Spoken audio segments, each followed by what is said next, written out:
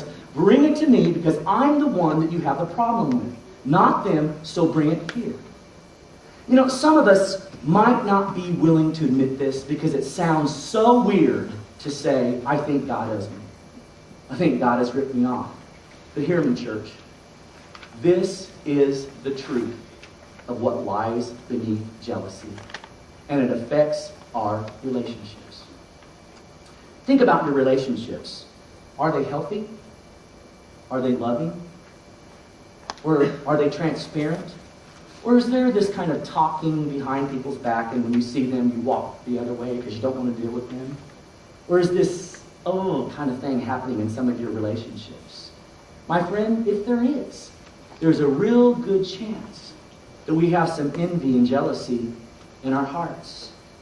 And until we properly focus it and admit that we're jealous, we'll never be able to deal with it.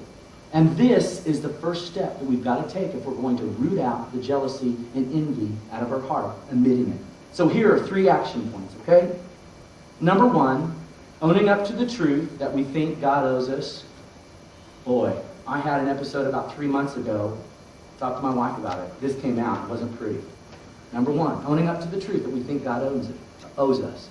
Number 2, confessing our jealousy if we've treated people poorly. Let me just say, this second step isn't for everyone. It's just for those who have treated people poorly in public because of jealousy. Number 3, this is the habit part. This is the thing we need to start doing today and do for the rest of our life. You ready? This is cool. Number 3, celebrate out loud the success and gifts of the people you tend to be jealous of. And some of you are going, you have got to be kidding. But here's what we need to know. Here's why I told you to do this. The power of jealousy is broken when we celebrate the people we tend to be jealous of. So, I encourage us to take this step to the extreme and again, do it out loud. Wow, I love your car. Your new home. It's beautiful. Congratulations on how well your kids have done in school. Congratulations on your new promotion. Wow, you look great in that outfit. Looks like you dropped 5 pounds. Wow, that was a great idea. Wish I'd have thought of it, but you did. Great idea. Kudos to you.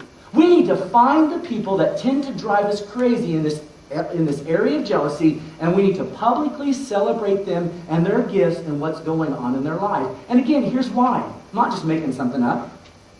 Celebration will break the power of jealousy in our hearts. Now, some of you are thinking, well, why would I do that if I don't feel that way? Let me say something to you. What we say is powerful. We can change the whole direction of our life. We can change the whole trajectory of our life by the words that we speak. We can change what's going on in our mind, our life, and our heart by the words that we speak.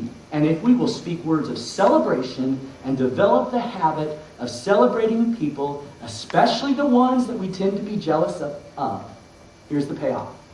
We can learn how to monitor our hearts, and we can destroy the monsters of envy and jealousy within our hearts by outwardly speaking those things that have the power to transform us on the inside. That's good stuff.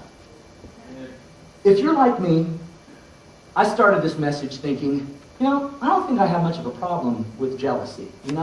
Guilt last week, killed me. And I don't think I'm too bad here.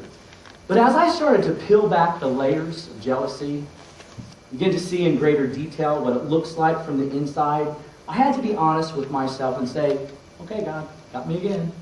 I do have some issues here. There's some things that I've been talking to God about. There are some things I'm going to continue to talk to God about. Because that's the first step that we've got to take to slay the monster of jealousy.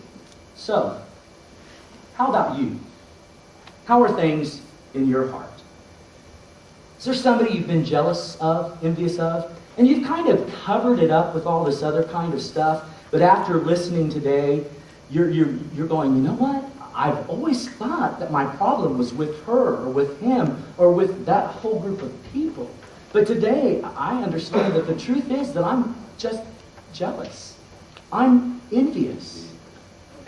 If you've discovered that today, like I have this week, would you be